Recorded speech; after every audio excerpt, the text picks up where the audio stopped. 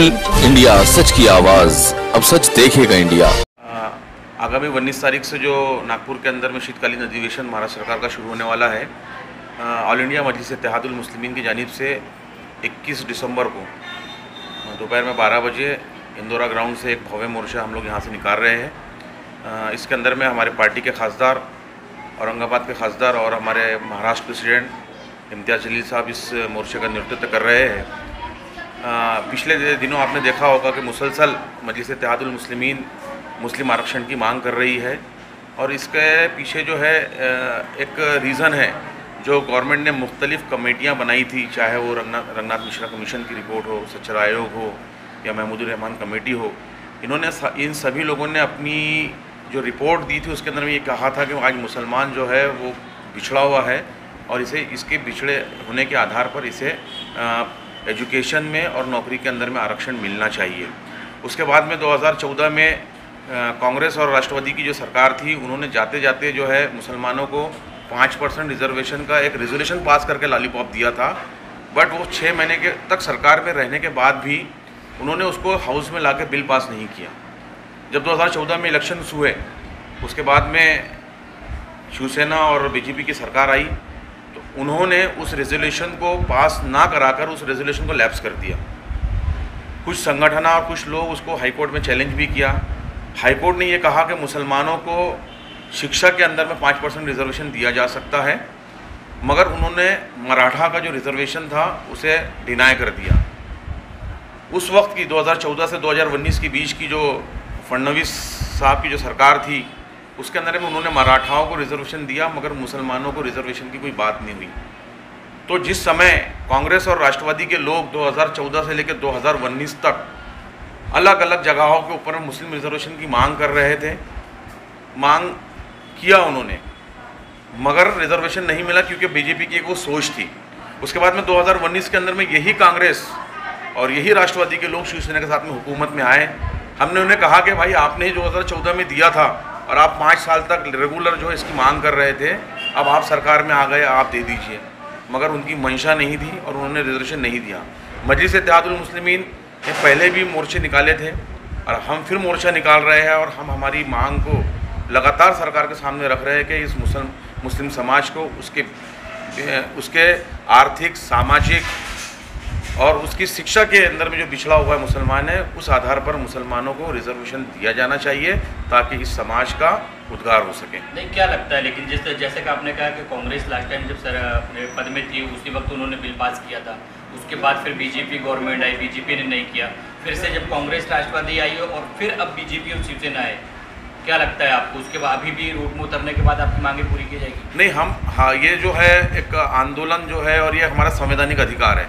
हम संविधान के आधार के ऊपर में हम जो है मुसलसल सरकार के सामने अपनी बात रख रहे हैं।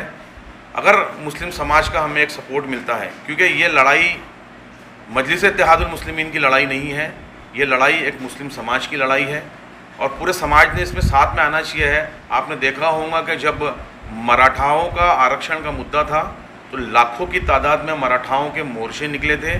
उसके अंदर में आपने देखा, चाहे वो शिवसेना का मराठा हो, चाहे वो बीजेपी का मराठा हो, चाहे वो कांग्रेस राष्ट्रवादी का मराठा हो, जब मराठाओं की बात आई थी तो वो सब सड़कों पे उतरे थे। और जिस रिजर्वेशन को सरकार ने तो दिया था मगर कोर्ट ने रिजेक्ट किया था, उन्होंने अपनी ताकत दिखाकर अपना रिजर्वेशन हासिल किया।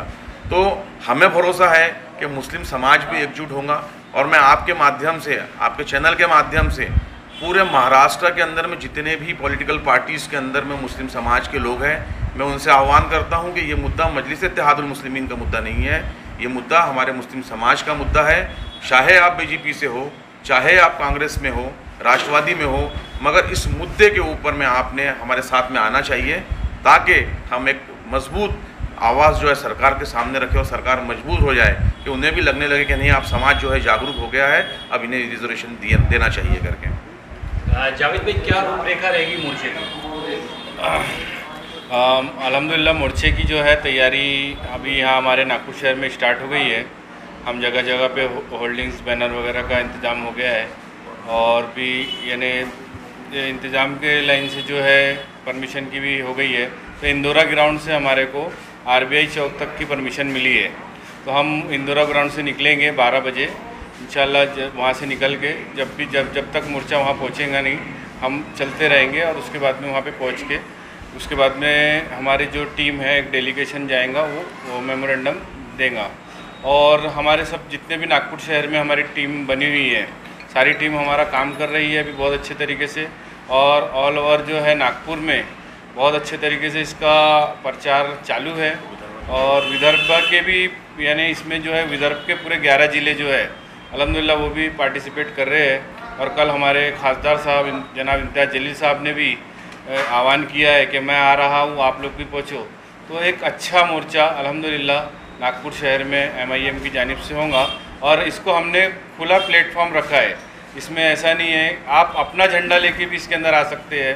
जैसे अभी शाहिद भाई ने बताया कि मराठाओं का जब मामला आया था तो हर पार्टी का मराठा एक होकर मोर्चे में आया था। तो हम पार्टी को अलग रखते हुए हम लोगों से आह्वान करते हैं आपके चैनल से कि पार्टी को ना देखते हुए मुद्दे को देख के हमारा साथ दे और मोर्चे में साना बसाना खड़े रहे हमारे साथ। पूरे महाराष्ट्र को आप लोग आह्वान कर रहे हैं, क्या इसमें इंतज़ाम क्या रहेगा पूरे मोर्चे को संभालने के लिए, क्या लाइन अप है? हाँ नहीं, इसके अंदर में जैसे कि विदर्भ के पूरे 11 ज़िलों के लोग आ रहे हैं।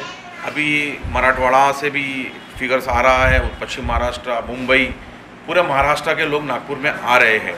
तो जो उनकी बहुत सारे लोग ट्रेनों से आ रहे हैं, कुछ गाड़ियों से आ रहे हैं। हमने उनके रहने की भी व्यवस्था यहाँ की हुई है, उनके ठहरने की व्यवस्था की है, पार्किंग की व्यवस्था की हुई है। और एक बहुत बड़ी टीम नागपुर की जो है वॉलंटियर्स की टीम है, वो हर लेवल के ऊपर में जाके काम कर रही है। प्रशासन के साथ में प्रशासन के लोगों से भी बात हुआ है, प्रशासन भी इसमें हमको सहयोग कर रहा है। परमिशन की फॉर्मेलिटी पूरी हो गई है, खासदार साहब खुद यहाँ आ रहे हैं, हमारे दोनों आमदार भी यहीं रहने वाले हैं। तो एक टीम वर्क है और इंशाल्लाह ये मेज़बानी जो है इम्तियाज़ जलील साहब ने नागपुर के टीम के कंधों पे डाली है, तो हम इसको जो है बखूबी निभाएंगे। हमारे राष्ट्रीय प्रवक्ता जावेद पाशा साहब भी जगह जगह पे जाके प्रचार कर रहे हैं, पूरे विदर्भ के वो दौरे पर है। हमारे जो विधानसभा की जो टीमें हैं, जो विधानसभा में अध्यक्ष है, वो नुक्कड़ पे जाके गली गली में जाके लोगों को आरक्षण के बारे में बता रहे हैं, पॉम्पलेट्स बांटे जा रहे हैं।